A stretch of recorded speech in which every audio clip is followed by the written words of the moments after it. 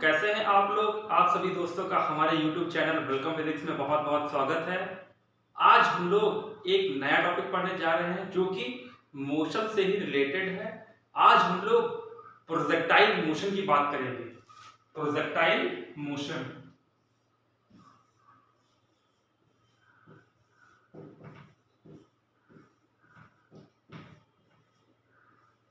Projectile motion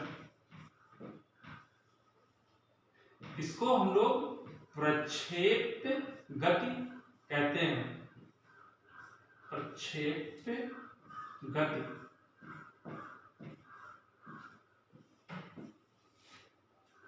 तो basically projectile motion क्या होता है और ये किस तरह का मोशन होता है, इस पे भी बात करेंगे। सबसे पहले हम लोग जानते हैं, पिछले लेक्चर्स में हम लोगों ने पढ़ा था कि स्ट्रेट लाइन मोशन क्या होता है और उसके डेराइव भी किए थे इक्वेशंस को। तीन इक्वेशंस हम लोगों ने इक्वेशंस ऑफ मोशन पढ़ी थी। v is equal to u plus a t पहली थी हमारी। v is equal to u plus a t. दूसरी थी s is equal to u t plus half a t square. और तीसरी इक्वेशन थी हमारी v square is equal to u square plus का 2as। हमारी ये तीन इक्वेशंस ऑफ मोशन थी और इनके हम लोगों ने केसेस को भी डिस्कस किया था। आज हम लोग एक अलग तरह का मोशन पढ़ेंगे, प्रोजेक्टाइल मोशन। ये प्रोजेक्टाइल मोशन क्या होता है और इसका पाथ क्या होता है, ये स्ट्रेट लाइन मोशन से कैसे अलग होता है, इन सब पे भी चर्चा करेंगे और इसका प्रूफ भी देखेंगे कि इसका पाथ कैसा होता है और इसको डिराइव भी करेंगे। तो चलिए चलते हैं।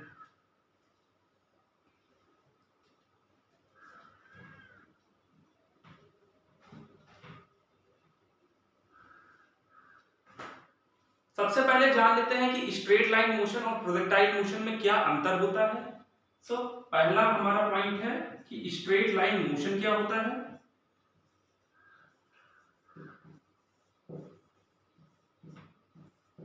स्ट्रेट लाइन मोशन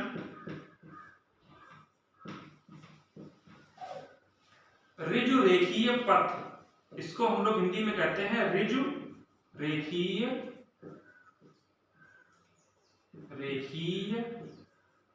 पथ। स्ट्रेट लाइन मोशन एक ऐसा मोशन होता है जिसमें जो ऑब्जेक्ट जो मोशन करता है वो एक ही डायरेक्शन में with respect to t motion करता है। जैसे कोई एक ऑब्जेक्ट है हमारे पास, ये कोई हमारे पास एक ऑब्जेक्ट है, ये इस डायरेक्शन में पॉजिटिव एक्स डायरेक्शन में मूव कर रहा है। ये इसी डायरेक्शन में मूव करता रहेगा। इसकी जो वेलोसिटी की जो डायरेक्शन होगी विद रिस्पेक्ट टू टी, समय के सापेक्ष जो इसकी वेलोसिटी की डायरेक्शन होगी वो हमेशा सेम होगी, एक ही डायरेक्शन में होगी। यही हमारा स्ट्रेट लाइन मोशन होता है। अब हम लोग देखते हैं कि प्रोजेक्टाइल मोशन क्या होता है, जो कि आज हमारा मेन टॉपिक है, प्रोजेक्टाइल मोशन। इसको हम लोग कहते हैं प्रक्षेप गति। प्रोजेक्टाइल मोशन क्या होता है?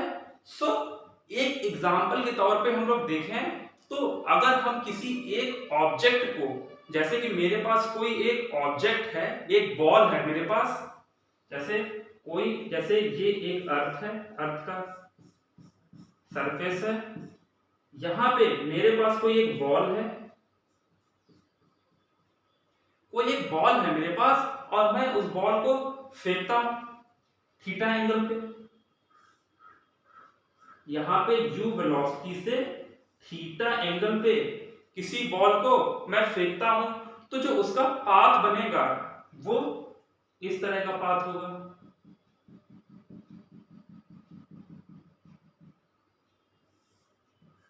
ये हमारी अर्थ की सरफेस है और इसका जो पाथ होगा बॉल का,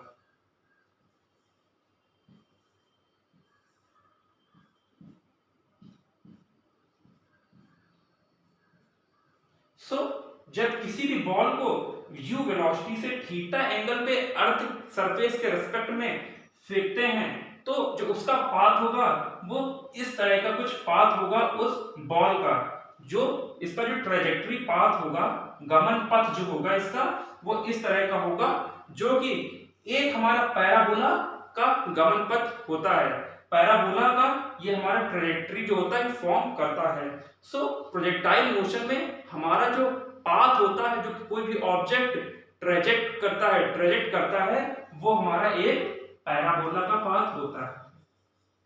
पैराबोला, इसको हम लोग हिंदी में परवलय भी कहते हैं, परवलय। इसको हम लोग प्रोजेक्टाइल मोशन जो होता है उसका जो पाथ होता है ऑब्जेक्ट का, वो एक पैराबोला बनाता है प्रोजेक्टाइल मोशन। यहाँ पे एक चीज और देखें कि यहाँ पे जो बॉल है हमारी, ये m मास होगा कुछ बॉल का। कोई भी ऑब्जेक्ट होता है तो उसका कुछ ना कुछ मास होता है।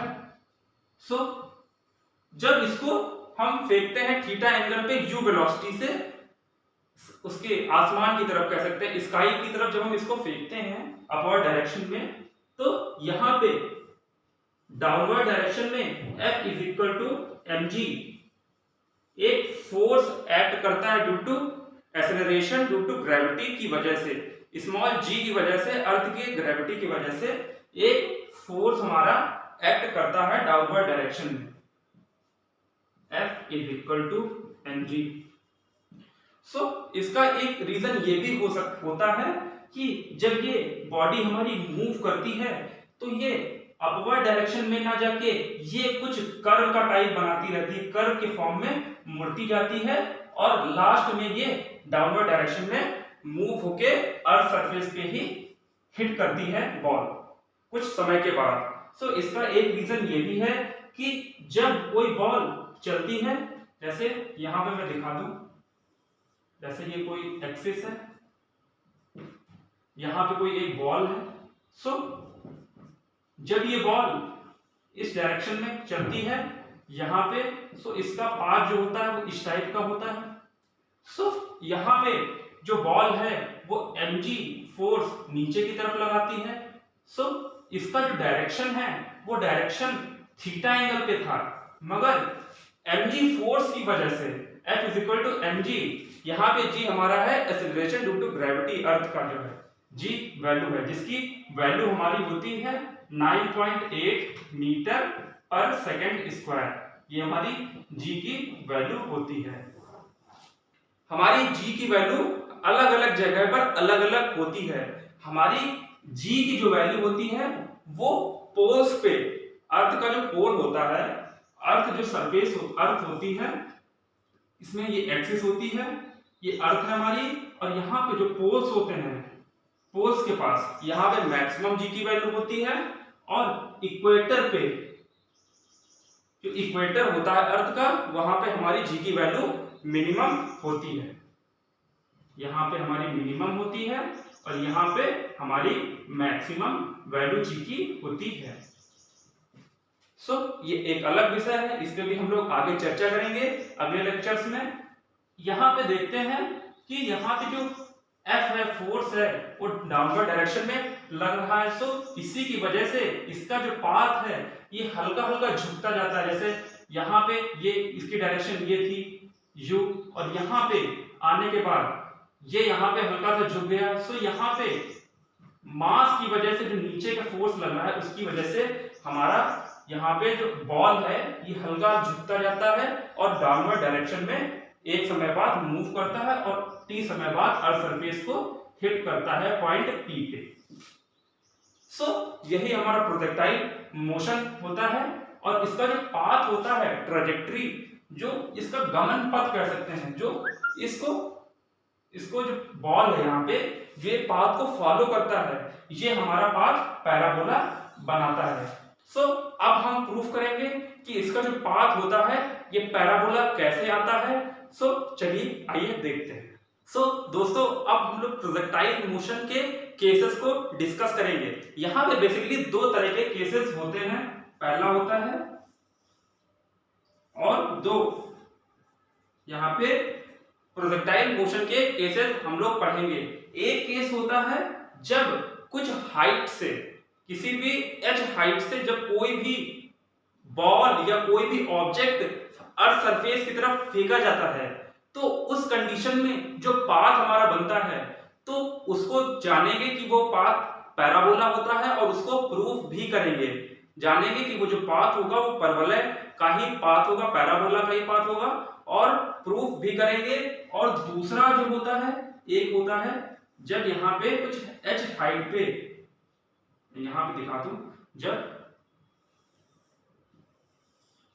x एक्सिस, ये हमारी x अक्ष हो गई, ये हमारी y अक्ष हो गई, जब कुछ हाइट पे यहां पे कोई भी एक ऑब्जेक्ट होगा h हाइट पे, सो जब यहां से अर्थ सरफेस की तरफ, जैसे मान लो ये हमारी अर्थ की सरफेस है, सो जब कोई भी बॉल हॉरिजॉन्टल डायरेक्शन में u वेलोसिटी से, जब हॉरिजॉन्टल डायरेक्शन में u वेलोसिटी से कोई भी बॉल फेंकी जाती है h ऊंचाई से, h हाइट से, तो जो उसका जो पाथ बनेगा वो इस तरह का कुछ बनेगा पाथ, और अंत में आके सरफेस से बॉल हिट करेगी या कोई ऑब्जेक्ट हिट करेगा।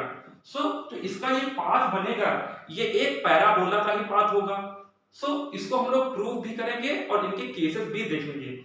एक हमारा केस ये होता है, दूसरा कंडीशन क्या होती है, दूसरा केस क्या होता है प्रोजेक्टाइल मोशन का, कि जब कोई एक ही एक्सिस हम बना देते हैं, ये हमारी x एक्सिस, ये हमारी y एक्सिस। दूसरा केस क्या होता है, जब हम अर्थ सरफेस पे किसी थीटा एंगल पे u वेलोसिटी से, किसी भी कुछ वेलोसिटी से कोई बॉल फेंकते हैं। जब जैसे यहाँ पे कोई एक लड़का खड़ा है, यहाँ पे बॉल लिए कोई एक लड़का खड़ा है, बॉल लिए यहाँ पे एक लड़का बॉल लिए खड़ा है और ये u वेलोसिटी से थीटा एंगल पे किसी बॉल को फेंकता है। सो u वेलोसिटी से जब किसी बॉल को फेंकता है तो इस बॉल की जो ट्रैजेक्टरी बनेगी, जो इसका गमन पथ बनेगा, वो कुछ इस तरह का कर्व के फॉर्म में बनेगा। सो ये कंडीशन हम लोग पढ़ेंगे और इस कंडीशन में इसका टाइम ऑफ फ्लाइट और इसकी रेंज और इसकी मैक्सिमम हाइट, ये सब भी हम लोग फाइंड आउट करेंगे।